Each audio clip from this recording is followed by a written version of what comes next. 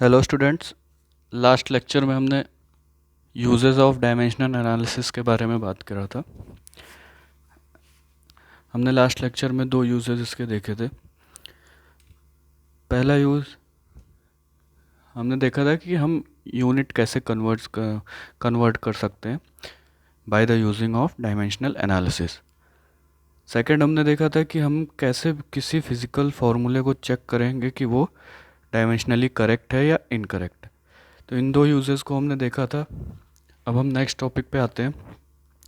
ये uses of dimensional analysis का ही topic है, जो कि नेक्स्ट है हमारे पास deriving the relation between physical quantity using of dimensional analysis. मतलब थर्ड यूज़ है इसका, डेराइविंग द रिलेशन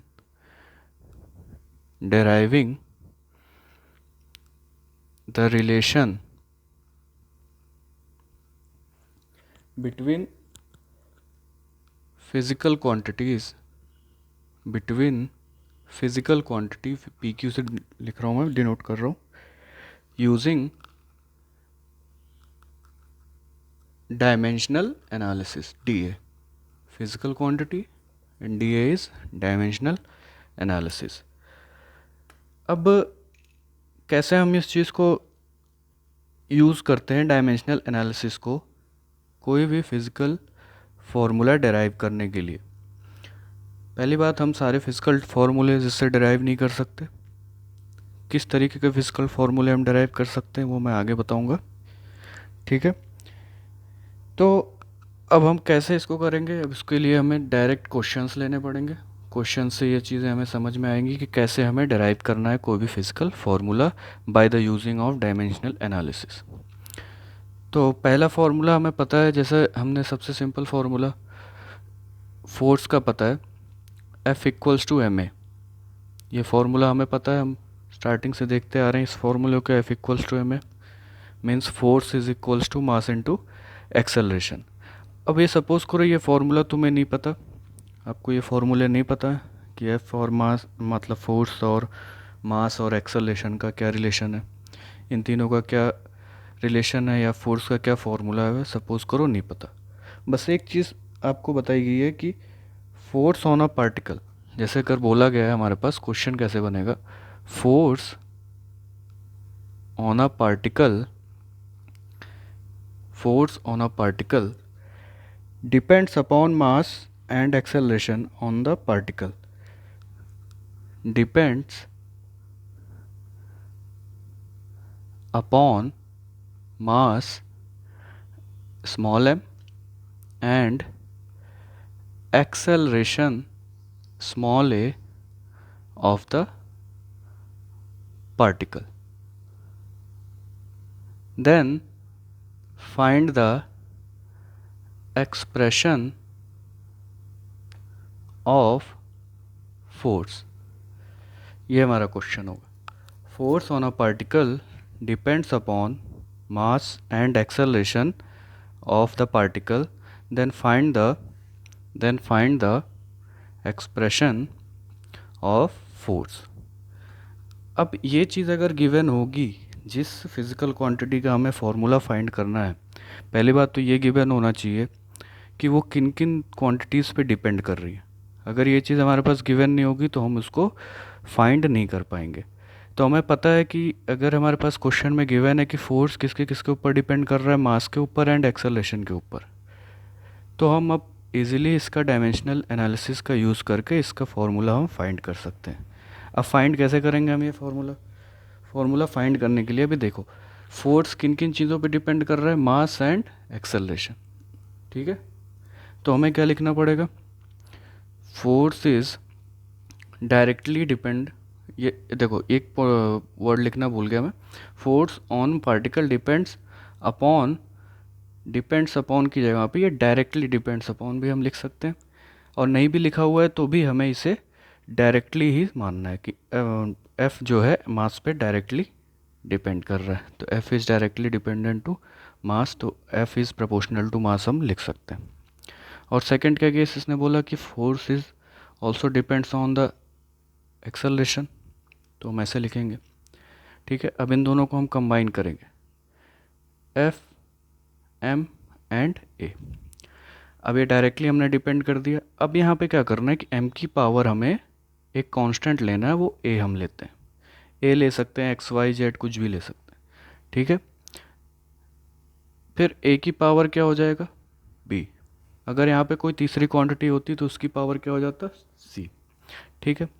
अब प्रोपोर्शनैलिटी का साइन हटाते हैं, हम एक प्रोपोर्शनैलिटी कांस्टेंट ऐड करते हैं k, m की पावर a, a की पावर b, ऐसा हमने लिख दिया।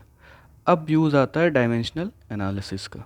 अब हमें क्या करना होगा कि अगर हमें पता है कि f इक्वल्स टू, अगर m और f में, या ma और f में कोई रिलेशन है, ठीक है, तो f का डायमेंशन मतलब लेफ्ट हैंड साइड का डायमेंशन और राइट हैंड साइड का डायमेंशन क्या होना चाहिए, इक्वल होना चाहिए, तभी इनका रिलेशन कोई स्टेब्लिश हो पाएगा, ठीक है। तो फोर्स का डायमेंशन क्या होता है, इसके बाद हमें ये चीज़, ये पॉइंट याद रखना है कि left dimension of left hand side is equals to dimension of right hand side, ठीक है। अब हम क्या करेंगे, अब हम यहाँ पे लिखेंगे डायमेंशन। लेफ्ट हैंड साइड का डायमेंशन क्या होगा, फोर्स का डायमेंशन हमने देखा है MLT-2 होता है, ठीक है, हमने लिख दिया इसका डायमेंशन। राइट हैंड साइड पे के क्या है, कांस्टेंट है, उसका कोई डायमेंशन हमें लिखना नहीं है, ठीक है। एम मास का डायमेंशन m होता है, m की पावर क्या हो जाएगा a। एक्सेलेरेशन का डायमेंशन होता है LT-2 और इसकी पावर क्या हो जाएगा हमारे पास b, ठीक है। अब ये चीज़ हो गई। अब आगे क्या करना है, MLT-2 इसको ऐसे ही रखना है, ठीक है। m की पावर a है, अब इस पावर को मल्टीप्लाई करेंगे नीचे, तो l की पावर b हो जाएगा और t की पावर -2b हो जाएगा, ठीक है। अब यहाँ पे देखो, इसको हम ऐसे भी लिख सकते हैं, m की पावर 1, l की पावर 1, t की पावर -2, ठीक है। और इधर m की पावर a, l की पावर b, t की पावर -2b। अब बात यह है कि जो m की पावर a है, m की पावर्स को मतलब राइट हैंड साइड की जो m की पावर है उसको लेफ्ट हैंड साइड के m की पावर से कंपेयर करेंगे। तो अगर हम a को 1 से कंपेयर करेंगे तो हम लिख सकते हैं a इक्वल्स टू 1। वैसे b इक्वल्स टू कितना हम लिख सकते हैं, b इक्वल्स टू भी हम क्या लिख सकते हैं, 1, ठीक है। या हम b इक्वल्स टू, यहाँ से भी देखो, इससे भी रिलेशन बनेगा, -2b इक्वल्स टू -2, तो यहाँ से क्या बनेगा, यहाँ से भी बनेगा b इक्वल्स टू 1। तो इससे भी b इक्वल्स टू 1 ही बनेगा और इससे भी b इक्वल्स टू 1 मिलेगा। मतलब हमें दो वैल्यूज़ मिल गई b की, a और b की वैल्यूज़ मिल गई हमें दोनों की, a equals to 1 and b equals to 1, ठीक है।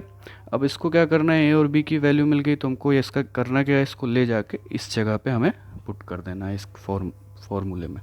तो f इक्वल्स टू के, m की पावर a की जगह 1 हो जाएगा और b की जगह भी 1 हो गया, मतलब f is equals to K M A. अच्छा, k की वैल्यू इस फॉर्मूले में 1 हम लेते हैं, मतलब फॉर्मूला क्या बन जाएगा हमारे पास, m इंटू ए। मतलब m और a के बीच में हमने रिलेशन डराइव कर दिया।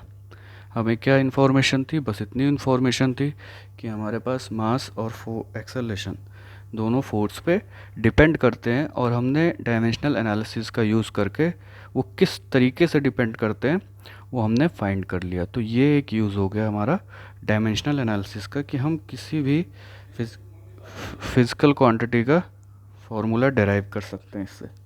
नेक्स्ट अगर मैं क्वेश्चन लूँ तो इसको 1 मिनट में रफ करके नेक्स्ट क्वेश्चन लेता हूँ, तो और चीज़ें भी आगे समझ में आएंगी।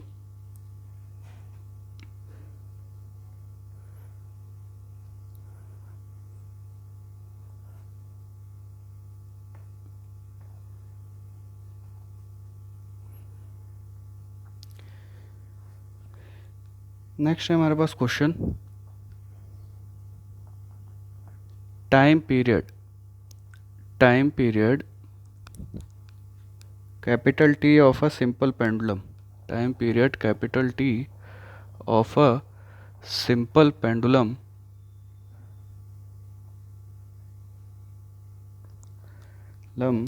depends on length of pendulum, small l, depends on length of pendulum, small l, mass of bob and acceleration due to gravity. Mass of bob, small m, and acceleration due to gravity, small g. Then find the expression of t. Then find the expression of t. ठीक है, अब ये question है हमारे पास next. अब इसको देखो कैसे सॉल्व करेंगे. पहली बात तो हमें ये ध्यान रखना है कि जिस ऑर्डर में देखो लेंथ, मास और जी, इन तीनों पे डिपेंडेंसी दे रखी है, तो जिस ऑर्डर में डिपेंडेंसी गिवन होगी उसी ऑर्डर में हमें इसको लिखना भी है. जैसे T is directly depends upon mass, sorry length, mass and G. ठीक है, अब इनकी पावर हमें क्या करना है, ए बी, नेक्स्ट है सी. ठीक है, अब इसको हम प्रोपोर्शनलिटी का साइन हटाएंगे, के हो जाएगा एल की पावर ए, एम की पावर बी और जी की पावर सी. अब नेक्स्ट हमारा क्या है टारगेट, इन तीनों का हमें क्या करना है, डायमेंशन लिखना है. तो इन दोनों को डायमेंशन कैसे लिखेंगे, लेफ्ट हैंड साइड और राइट हैंड साइड का डायमेंशन इक्वल करना है. तो टी टाइम है, तो टाइम का डायमेंशन क्या होगा, टी ही होगा, या इसको हम ऐसे भी लिख सकते हैं, एम की पावर 0, एल की पावर 0, टी की पावर 1. ठीक है, किसी की पावर 0 का मतलब 1 ही होता है, तो हम इसको पूरे को ऐसा डिफाइन कर सकते हैं. देखो फिर से मैं लिख देता हूँ ठीक से, एम की पावर 0, एल की पावर 0, टी की पावर 1. ठीक है, अब क्या करना है, के को ऐसे ही रखना है. एल की पावर, एल मतलब लेंथ है, लेंथ का डायमेंशन एल होगा. एम क्या है हमारे पास, मास है, मास का डायमेंशन कैपिटल एम होता है, तो कैपिटल एम की पावर बी. जी क्या है, एक्सेलरेशन ड्यू टू ग्रेविटी, तो एक्सेलरेशन है, तो एक्सेलरेशन का डायमेंशन क्या होता है, एल टी माइनस टू. तो एल टी माइनस टू की पावर क्या हो जाएगा यहाँ पे, सी. अब क्या करना है, एम की पावर 0, एल की पावर 0, टी की पावर 1, के रखना है. अब देखो एम की पावर को आगे लिख लो, एम की पावर आगे मत लिखो चलेगा, कोई दिक्कत नहीं. एल की पावर ए है यहाँ पे, एम की पावर बी है, और यहाँ पे अगर अंदर मल्टीप्लाई करें तो एल की पावर सी और टी की पावर -2c. अब एल की पावर यहाँ ए है, यहाँ पे एल की पावर सी है, तो ए और सी दोनों ऐड हो जाएंगे, और हम इसको ऐसे भी रिप्रेजेंट कर सकते हैं, एम एल 0 टी की पावर 1 के एल की पावर ए प्लस बी, एम की पावर बी और टी की पावर -2c. अब क्या करना है, हमें कंपेयर करना है एम की पावर को एम की पावर से, एल की पावर को एल की पावर से, और सी की टी की पावर को टी की पावर से. तो अगर हम एम की पावर को एम की पावर से कंपेयर करेंगे तो एम की पावर क्या आ रहा है हमारे पास, 0 आ रहा है, मतलब बी इक्वल्स टू क्या आ रहा है हमारे पास, 0. ठीक है, अच्छा फिर से हम कंपेयर करते हैं एल की पावर को, तो ए प्लस बी इक्वल्स टू कितना आ जाएगा, 0. ठीक है, A plus B equals to क्या हो जाएगा, 0. और हमारे पास नेक्स्ट क्या हो जाएगा, नेक्स्ट हम देखेंगे तो क्या हो जाएगा, -2c. ए प्लस बी यहाँ पे क्या हो गया, ए सॉरी यहाँ पे ए प्लस बी नहीं था, ये है ए प्लस सी है. ठीक है, तो ये यहाँ पे ए था, यहाँ पे सी है, तो ये क्या हो जाएगा, ए प्लस सी.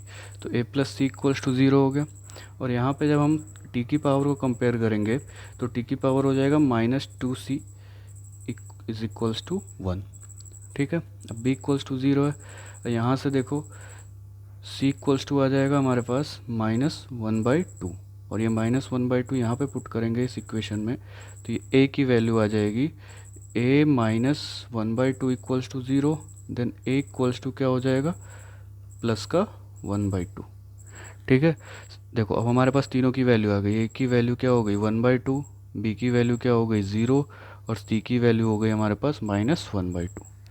अब तीनों की वैल्यूज़ उठा के हमें क्या कर देना है, पुट कर देना है वहाँ पे. तो यहाँ से मैं लिखता हूँ t इक्वल्स टू क्या हो जाएगा, के एल की पावर ए मतलब एल की पावर 1/2, एम की पावर बी मतलब एम की पावर 0, और सी की पावर जी की पावर सी मतलब -1/2। अब किसी की पावर 0 का मीन्स होता है ये 1, ठीक है, किसी की पावर भी 0 है तो इसका मतलब 1 है, तो इसको ये 1 हो जाएगा, और टी के लिख दिया हमने। अब एल की पावर 1/2 है और जी की पावर -1/2 है, तो इसको हम लिख सकते हैं एल की पावर 1/2 और जी की पावर 1/2, ठीक है, ये नीचे आ जाएगा और माइनस का ये क्या हो जाएगा, प्लस हो जाएगा, ठीक है। अगर जी देखो यहाँ मैं बता देता हूँ, जी की पावर अगर 1 - 1/2 है तो इसको हम 1/G⁻² लिख सकते हैं, ठीक है। अब इसको क्या हो गया, इसको 1/2 का मतलब क्या होता है, रूट, तो k√L/G, तो ये फार्मूला बन गया T = k√L/G।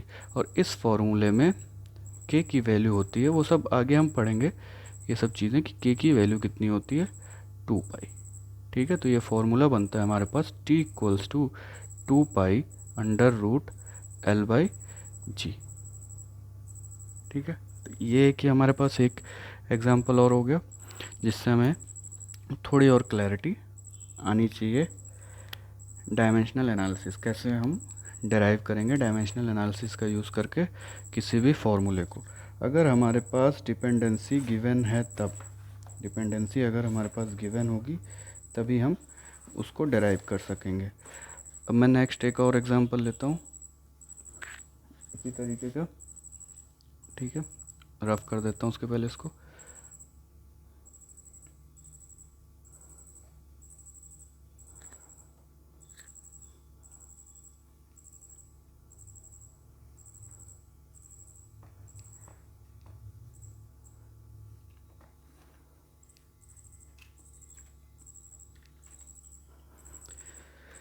नेक्स्ट एग्जांपल है हमारे पास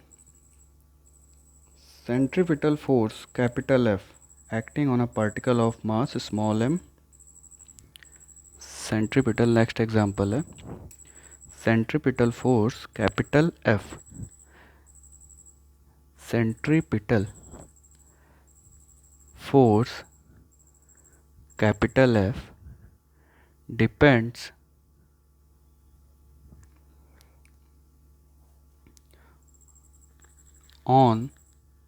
अपॉन मास स्मॉल m,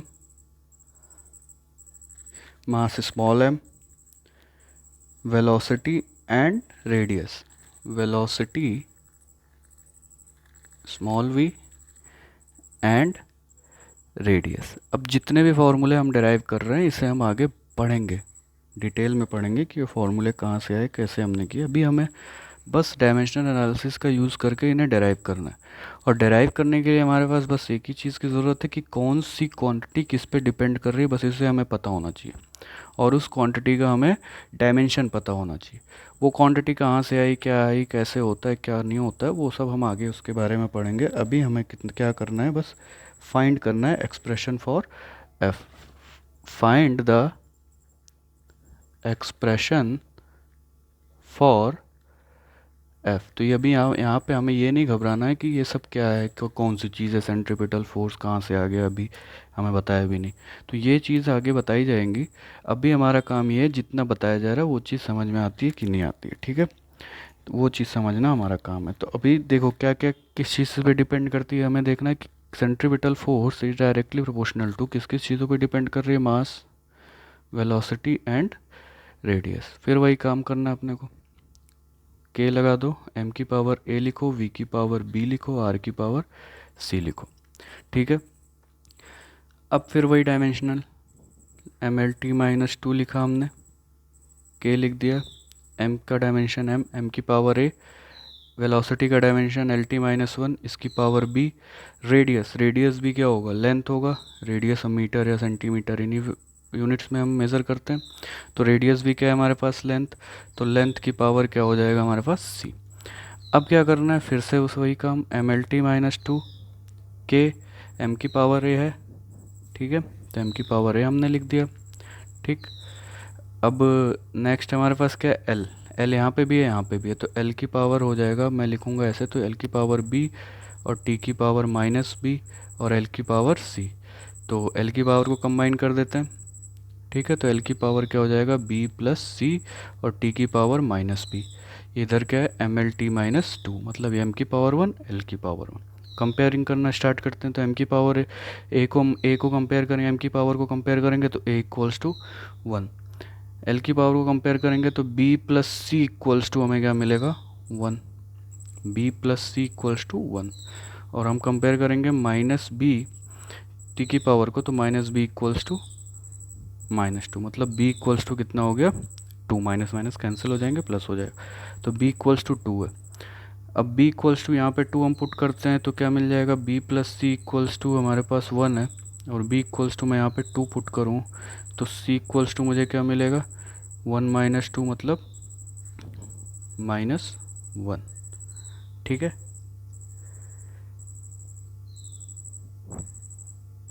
क्या मिलेगा हमें, माइनस वन। ठीक, अब कितना मिला हमें, कंपेयर कर लिया हमने सारे सारे इसको हमने कंपेयर किया, एम की पावर ए था तो ए इक्वल्स टू वन हो गया। ये तो हमारे पास फोर्स था, फोर्स का ही डायमेंशन लिखा हमने, तो ए इक्वल्स टू वन हो गया। एल की पावर क्या हो गया, बी बी। ठीक है, और यहाँ पे रेडियस था, रेडियस तो क्या हो गया हमारे पास, रेडियस की पावर हमने सी ली थी, तो एल की पावर क्या हो जाएगा, बी प्लस सी। ठीक है, और उसके बाद फिर क्या हो गया हमारे पास, सी की इसकी हमने टी की पावर क्या आ गया, माइनस बी। तो हमने सारा कंपेयर किया, ए इक्वल्स टू वन हो गया, B plus C equals to one हो गया, और यहाँ पे सी इक्वल्स टू नहीं होगा, ये टी की पावर हमारे पास माइनस बी। ठीक है, टी की power minus B equals to हमारे पास कितना हो गया, माइनस टू। तो बी इक्वल्स टू हमारे पास क्या आ गया, टू आ गया।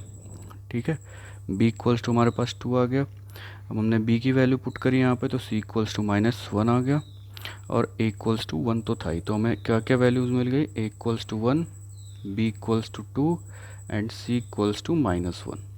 सारी वैल्यूज़ पुट कर देते हैं हम इसमें, तो F equals to K, M की पावर ए है तो ए की वैल्यू वन है, वी की पावर बी है तो बी की वैल्यू वन है, और आर की पावर सी थी तो सी की वैल्यू माइनस वन है, ये माइनस वन है। तो ये फॉर्मूला क्या बन जाएगा, F equals to K M V square, और ये नीचे है तो इसको माइनस वन है तो इसको हम क्या लिख सकते हैं, वन बाई आर। तो ये हो जाएगा वन बाई आर। तो ये फॉर्मूला बन जाएगा F equals to K M V square upon R, और यहाँ पे के की वैल्यू क्या होती है हमारे पास, वन, और फॉर्मूला हमारा बनता है M V square upon R. ठीक है, ये हमारे पास सेंट्रीपिटल फोर्स का फॉर्मूला बन जाएगा। ठीक है, तो हमने ये फॉर्मूला भी डेराइव कर लिया। ठीक है, अब हम बात करते हैं, एक और एग्जांपल लें, कई सारे एग्जांपल हम और भी ले सकते हैं। ठीक है, तो हम आगे बात करते हैं, उसके पहले इसको रफ कर लेते हैं। नेक्स्ट एग्जांपल के बारे में बात करने से पहले इसको रफ कर लें, उसके बाद फिर नेक्स्ट एग्जांपल देखते हैं। ये चीज़ें हमें समझनी पड़ेंगी और हम एग्जांपल से ही ये चीज़ें समझ सकते हैं। ठीक है, इसका कोई फॉर्मूला नहीं होता कि इसका कोई फार्मूला तुम्हें बता दिया गया कि फार्मूले में इसको पुट कर दो वैल्यू फाइंड हो जाएगी, तो उस तरीके का फार्मूला नहीं है कोई। बस तरीका है कि किस वे से हम इसको करते हैं और किस तरीके से करते हैं, ये चीज़ हमें समझ में आनी चाहिए कि हमें इसको फार्मूले को अप्लाई कैसे करना है। ठीक है, अब क्या है कि एक डिफरेंट तरीके से अगर हम ये क्वेश्चन पूछा जा सकता है आपको, कि ये डिफरेंट तरीका क्या हो सकता है, कि क्वेश्चन है जैसे if force capital F, different तरीका है थोड़ा सा, velocity V and time T are fundamental quantity, and time T are fundamental quantity. F Q means fundamental quantity, मतलब अब मास लेंथ ये सब फंडामेंटल क्वांटिटी नहीं है इस क्वेश्चन के लिए। इस क्वेश्चन के लिए फंडामेंटल क्वांटिटी कौन सी है, फोर्स, वेलोसिटी एंड टाइम। इसने सपोज किया कि फोर्स, वेलोसिटी एंड टाइम ये तीनों कैसी क्वांटिटी हैं, फंडामेंटल क्वांटिटी हैं। तो derive the expression, find the expression for energy, then find the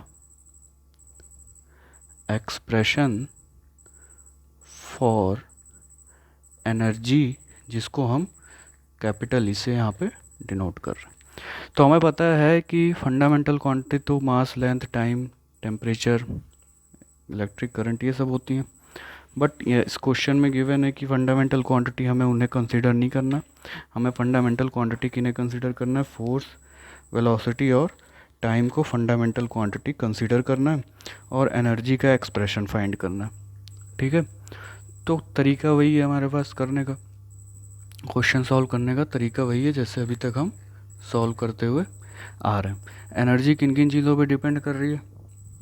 energy कह रहा है ये कि एनर्जी जो है डिपेंड किन किन चीज़ों पे कर रही है? एनर्जी डिपेंड कर रही है फोर्स पे, वेलोसिटी पे और टाइम पे। ठीक है, अब हमें क्या करना है? वही ए बी सी उसी तरीके से सॉल्व करना है सब कुछ। ठीक है, तो ए बी सी लिख दिया हमने, या इसको हम ऐसे भी लिख सकते हैं, इक्वल्स टू के एफ की पावर ए, वी की पावर बी, टी की पावर सी लिख दिया हमने। अब हमें क्या करना है? तीनों सारी सबके डायमेंशंस लिखना है। तो एनर्जी का डायमेंशन हमें पता है कितना होता है, M L T minus M L square T minus, हमने फाइंड किया है पिछले कई लेक्चर्स में, M L square T minus two. ठीक है, के का कोई डायमेंशन होता नहीं है। ठीक है, तो के का डायमेंशन मतलब के हमने एक कांस्टेंट का टर्म यूज़ किया, तो कांस्टेंट टर्म का डायमेंशन नहीं लिखना अपने को। अब फोर्स, फोर्स का एफ क्या है? फोर्स है, तो फोर्स का डायमेंशन होता है M L T minus two की power A, velocity L T minus one की पावर बी, और टाइम टी की पावर सी। ठीक है, अब ये हमारे पास आ गया, तो अब हम इसको लिखेंगे M L square T minus two. अब देखो यहाँ पे m की पावर तो a हो गया मल्टीप्लाई होके, l की पावर a हो गया, t की पावर माइनस टू ए हो गया। यहाँ पे देखो l की पावर b होगा, t की पावर माइनस b होगा, और यहाँ पे t की पावर क्या होगा? लास्ट टर्म में t की पावर c। अब देखो m तो अकेला है, l यहाँ पे भी है, l यहाँ पे भी है, तो हम लिख सकते हैं m की पावर a, l की power a plus b, m की पावर ए प्लस एल की पावर ए प्लस बी।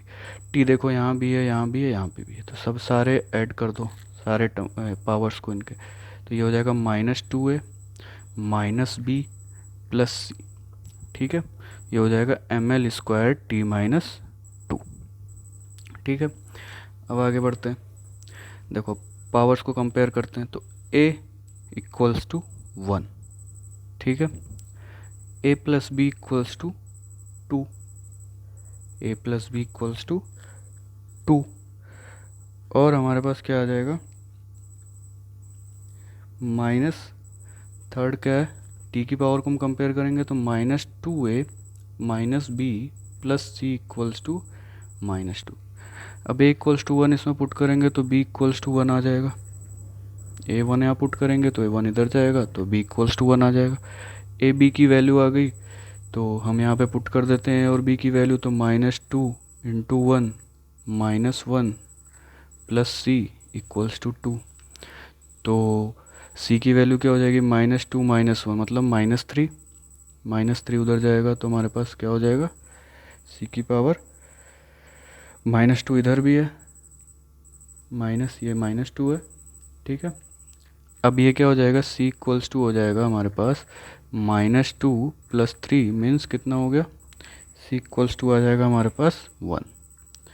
तो ए की वैल्यू वन, बी की वैल्यू वन और सी की वैल्यू भी हमारे पास वन आ गई।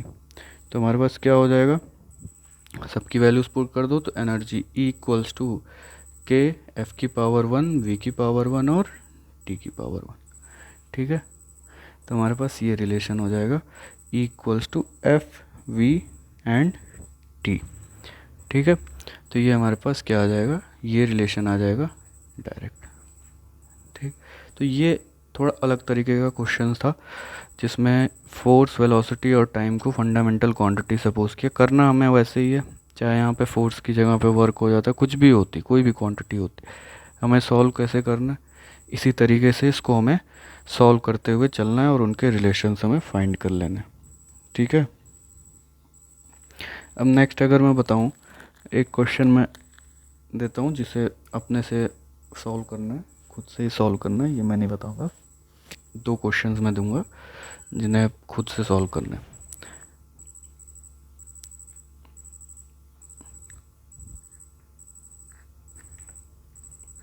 तो वो 2 क्वेश्चन लिखते हैं।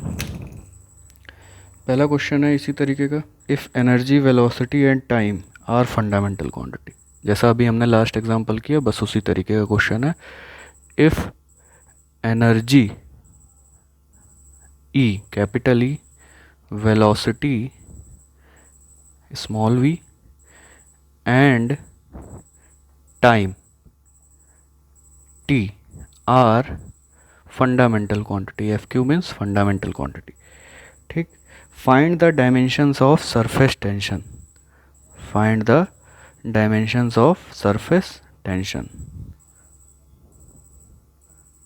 फाइंड द एक्सप्रेशन या डायमेंशन नहीं, find the expression of surface tension in terms of EV and T. Find the expression for surface tension. अब surface tension क्या होता है ये हम आगे देखेंगे, लेकिन मैं एक चीज़ बता देता हूँ कि surface tension का डायमेंशन क्या होता है। surface tension का डायमेंशन होता है, surface tension होता है फोर्स पर यूनिट लेंथ। तो फोर्स का डायमेंशन होता है MLT-2, लेंथ का L कैंसिल हो जाएंगे, MT-2 ये डायमेंशन होता है सरफेस टेंशन का, जो कि यूज़ में आएगा। बाकी एनर्जी का डायमेंशन लिखना आपको आता है, वेलोसिटी का आता है, टाइम का आता है। ठीक है, तो जैसे बताया गया उसी स्टेप को फॉलो करते हुए इस क्वेश्चन को सॉल्व करना है अपने को। ठीक है, नेक्स्ट एक और क्वेश्चन देता हूँ। नेक्स्ट क्वेश्चन है, energy capital E of a particle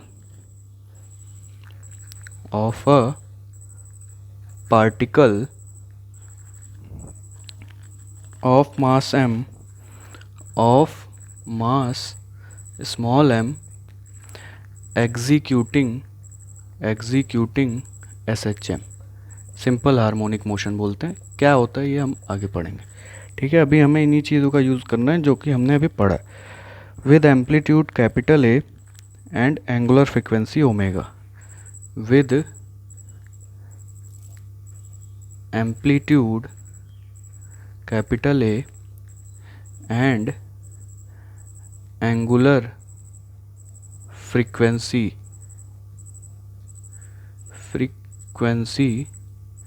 omega. ठीक है,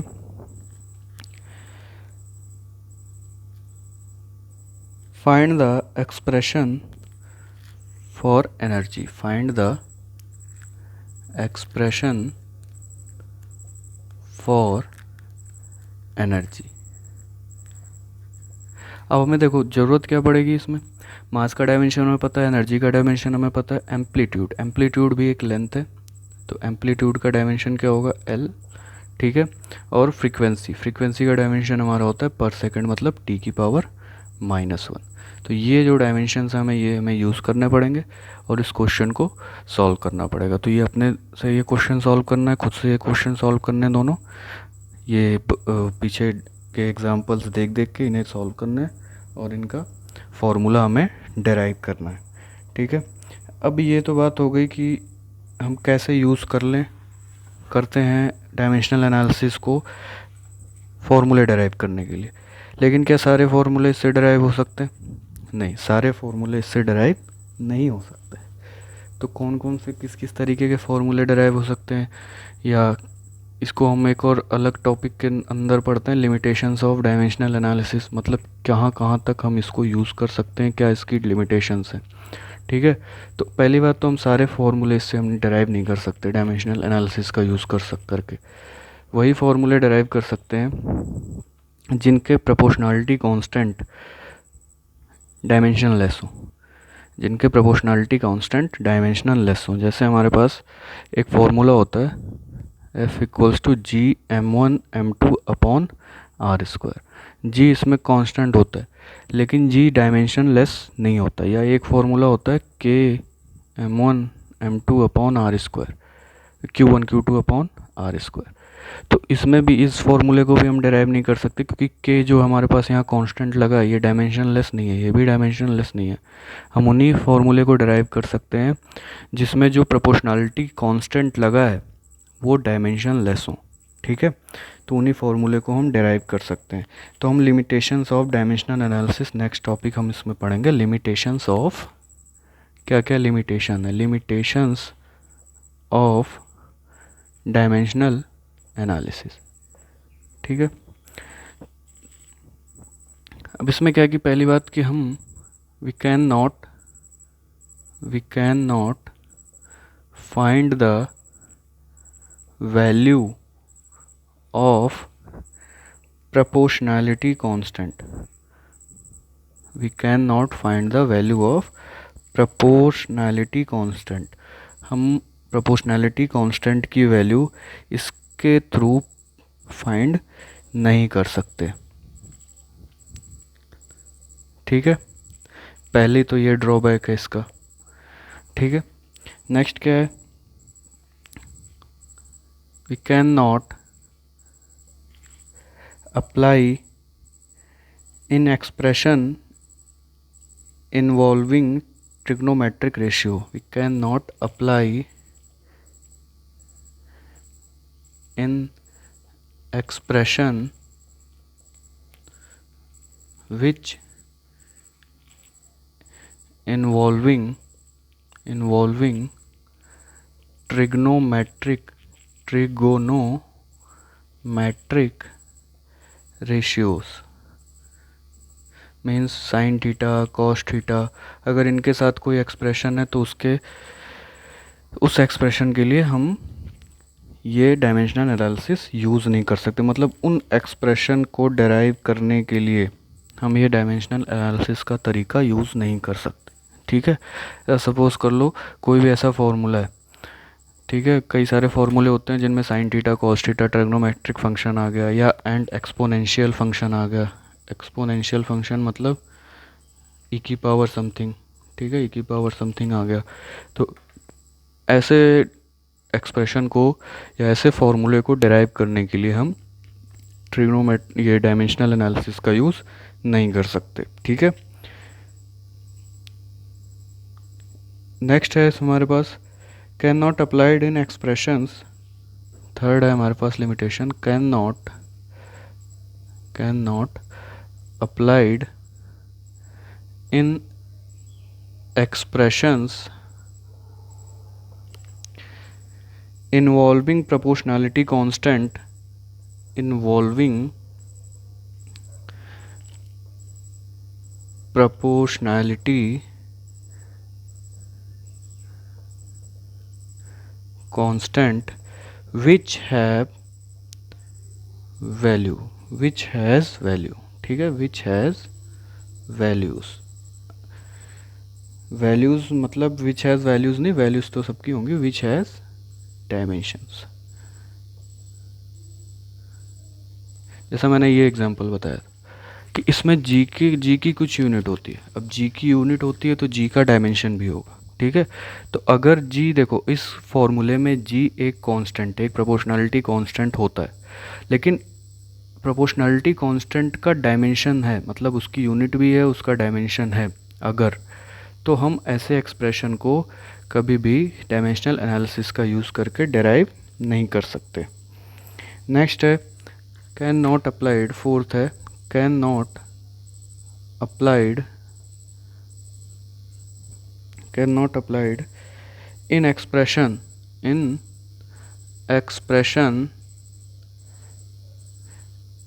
involving two or more terms separated by plus or minus, two or more terms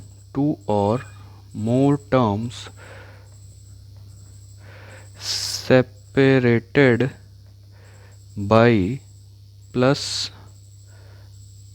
और माइनस। ठीक है, जैसे कोई एक्सप्रेशन है जिसमें बीच में प्लस या माइनस आता है तो उसको भी हम डेराइव नहीं कर सकते। जैसे v equals to U plus A T, एक एग्जांपल, जैसे कल मैंने बताया था पिछले लेक्चर में, U T plus half A T square, इन सबको हम ऐसे फॉर्मूले को जिसमें प्लस या माइनस आते हैं, ठीक है, उनको हम डायमेंशनल एनालिसिस का यूज़ करके कभी भी डिराइव नहीं कर सकते। ठीक है, क्यों हम डिराइव नहीं कर सकते? जैसे हमारे पास दे रखा हो कि initial velocity of a particle depends on final velocity of a particle depends on the initial velocity, acceleration and time. तो हमारे लिखने का तरीका क्या होगा? v is directly proportional to u की पावर a की पावर b t की पावर c। तो हम जब ये रिलेशन बनाएंगे तो तीनों मल्टीप्लिकेशन में आएंगे, तीनों प्लस माइनस में नहीं आएंगे। तो ये प्लस माइनस में नहीं आएंगे तो हमारा ये डेरिवेशन क्या हो जाएगा? गलत हो जाएगा, रॉन्ग हो जाएगा।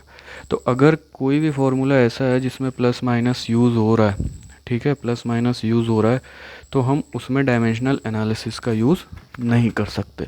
तो ये हमारी क्या है? लिमिटेशंस हैं डायमेंशनल एनालिसिस की। ये लिमिटेशंस हैं कि हम कहाँ कहाँ पे डायमेंशनल एनालिसिस का यूज़ करके डेराइव कर सकते हैं फिज़िकल फार्मूले।